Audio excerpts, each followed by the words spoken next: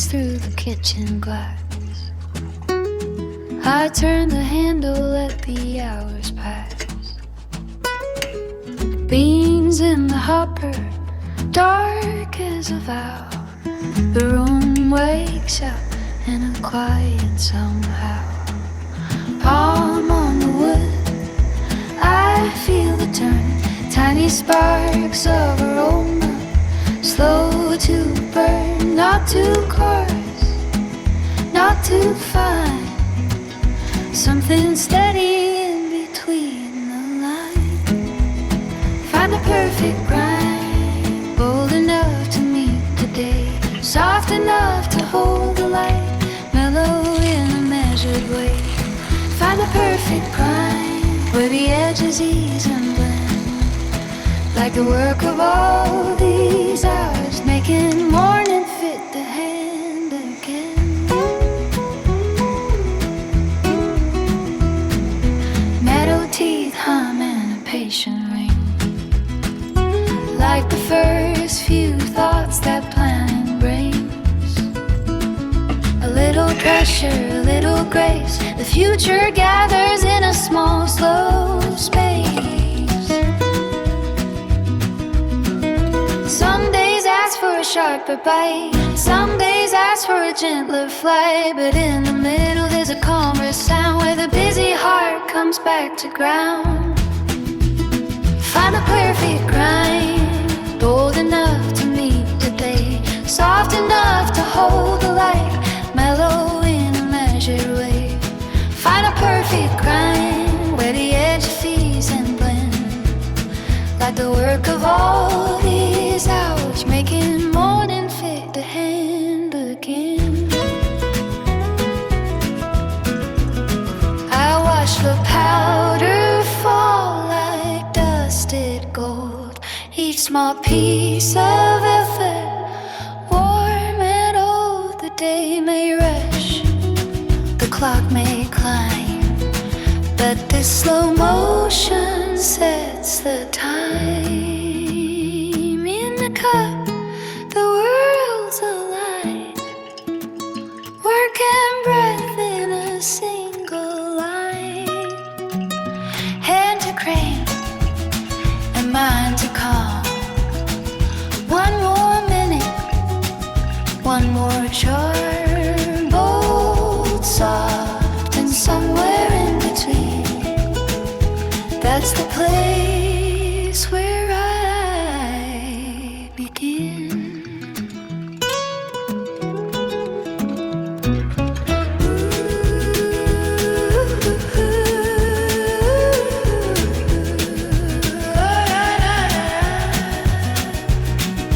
Bold, soft, and somewhere in between. That's the place where I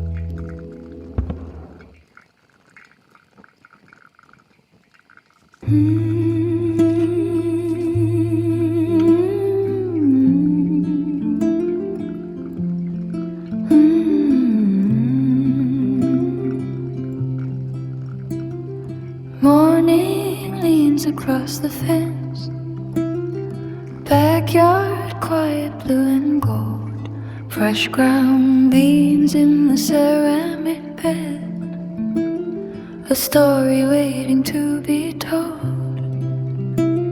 I hide the water, steady hand, watch the spirals bloom and rise, dark velvet through the paper comb, clouds of cedar in the skies. This is the ritual, slow and beautiful, hands held over steam, where the daylight learns to sing. is the art of it, small and infinite. Pour by pour, I feel the morning settling in. Poolside light on our postone, breeze drips softly through the air. Medium grind, a balanced bite. Bitterness becomes a prayer. The kettle arcs in silver lines, tracing circles coming true. And every drop that meets the bloom pulls a deeper shade of you. This is the ritual, slow and beautiful. Hands held over steam, where the daylight learns to sing. This is the art of it, small and infinite. Pour by pour, I feel the morning settling in. Warm as it moves across my tongue, down through my throat to my chest. The world grows sharp and soft and still. Can this pace a daily rest? No rush can break this velvet line. No noise can outrun the dawn. When the first cup meets the open air, something old and bright is born. This is the ritual, slow and beautiful. Hands held over steam, where the daylight learns to see. This is the art of it,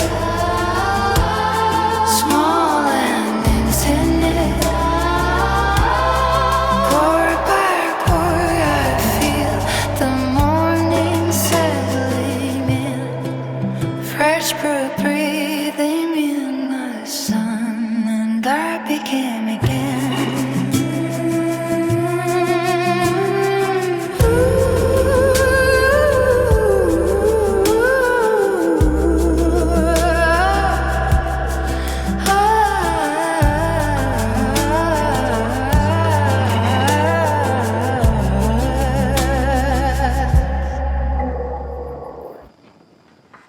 Everybody, welcome back.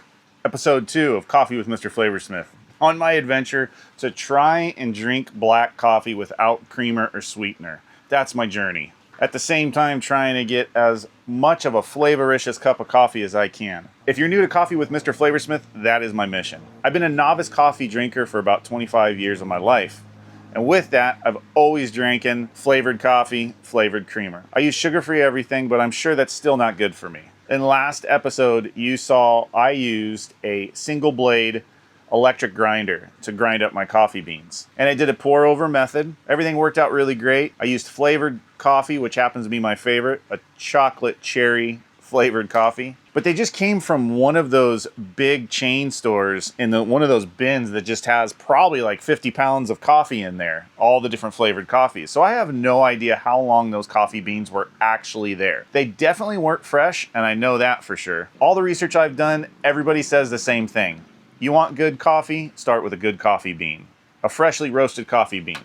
Well, that's really hard for me to find where I'm at, but I did my best. I went to a very high-end grocery store to pick up this bag right here. Now, I knew I wanted a medium roast and something that was Brazilian.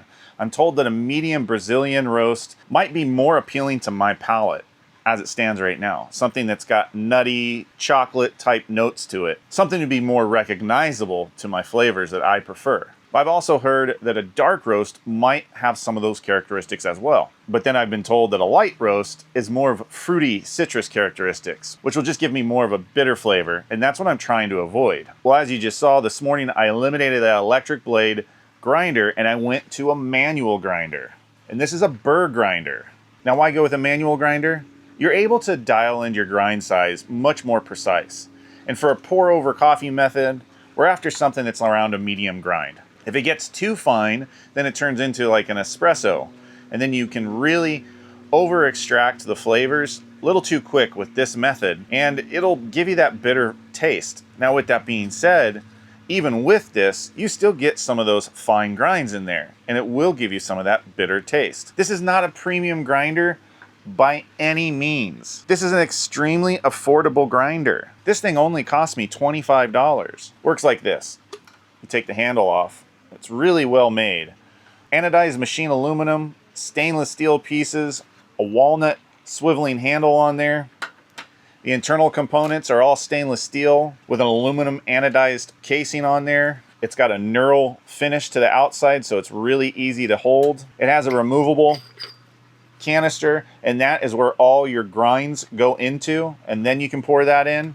It also gives you a wide range of adjustments for the grind size. To adjust these, it's really easy. I just put the handle back on there. It has a little magnetic piece that's inside here that mates up with this hex piece, so it's got a little snap to it almost, and it holds it on there. Just snug, nothing crazy. I crank the dial all the way down to where I can't go anymore, and then I count backwards my clicks. Today's grind was 42 clicks back. It gave me a really big grind, but I really like the way it turned out, to be honest with you. Now you can go crazy with these grinders. Like I said, it's a Burr grinder, and I'll show you what that is. I'm gonna take this apart, loosen it all the way.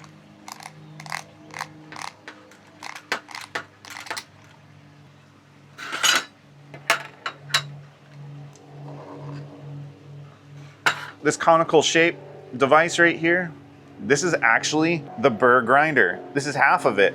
Inside is another piece that mates up, but it's held firmly inside. I'm not even sure if you can see that.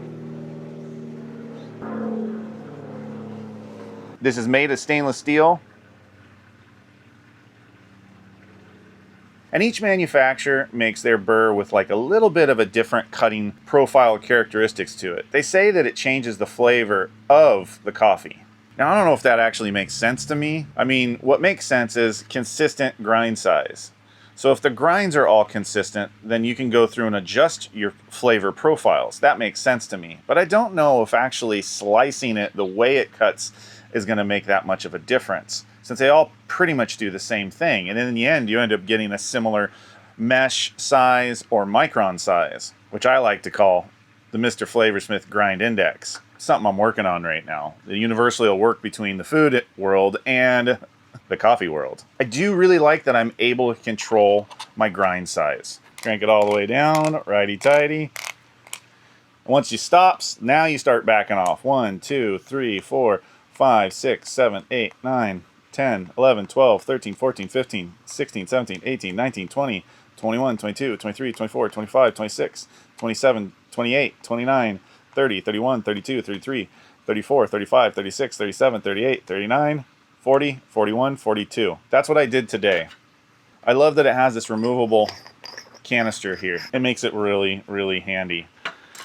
And basically what I do is I take about 3 scoops, which is about 3 tablespoons, and I put that in here and I grind away. It takes about 1 3/4 to 2 at a time. So you have to do a couple passes, but it all collects in the bottom of this canister right here. Super handy. But that's only part of it, right? The really big thing is to start off with a really good coffee bean. And even though I really liked the flavor of this, and it was easier to go down as black, still not enjoyable for me, I search for another coffee bean. And this one, it didn't tell me when it was actually roasted. And that's something that I'm gonna look out for in my next bag. This just says best before October 26, 2026. What I should be looking for is a roasted on date, not a best by date. Where I live in Southern California, Wildomar, California, it's been really challenging for me to find a fresh roasted bag of coffee. I've tried a couple different coffee places, but they're not open all the time either. So this presents a problem. Now I understand the reason why there is even an industry based around mail order coffee. It makes sense. Or just roast it yourself. So in the end, I'm going to tell you this. The pour over method is awesome. I really do love it. This equipment is crazy affordable. It's all over on Amazon. A really decent, affordable burr grinder that's fully adjustable. This is pretty awesome and completely necessary. I'm gonna stick with this really affordable burr grinder for a little while until I find that I need to upgrade. I know some of the more premium ones go all the way up to like $350, with a lot of them being around $100 to $150 range. And a lot of them have an adjustable ring on the outside that instead of doing it on the inside. That's pretty cool. I do like that feature. Right now, as it stands with this coffee, how do I feel about it? 1 to 5, 5 being I really liked it, 1 being not so much. I'm gonna go with like a 2.5. I think it was an improvement over my flavored coffee that I have no idea how old it was, but it still has a lot of improvement. So next video, I'm gonna find a freshly roasted bag of coffee, gonna go with a medium roast, something probably Brazilian, and then I'm gonna find a way to eliminate or reduce the amount of fines that are left in here. And the fines are that really ultra fine grind that just happens with a lower grade grinder, because I do have a lot. And the problem with the fines are it'll give you real bitter if you're brewing it all the same as more coarse grinds. So I need to figure out a way to eliminate those fines. I'm gonna do that on the next one, and I'm gonna go with a freshly roasted bag of coffee. And just as always, you can find all the stuff I'm using on my MrFlavorsmith Amazon storefront. That's at www.amazon.com/shop/MrFlavorsmith. And if you got any value out of today's video, do me a huge favor, like this video, tell me, are you grinding your own coffee with a hand grinder? And if so, what type of grinder are you using? And please let me know what your favorite bag of coffee bean is. Really looking for an awesome medium roast. And please, subscribe to the channel. It really helps me produce more valuable, flavorful content like this for you in the future. And until next time, live a life of flavor.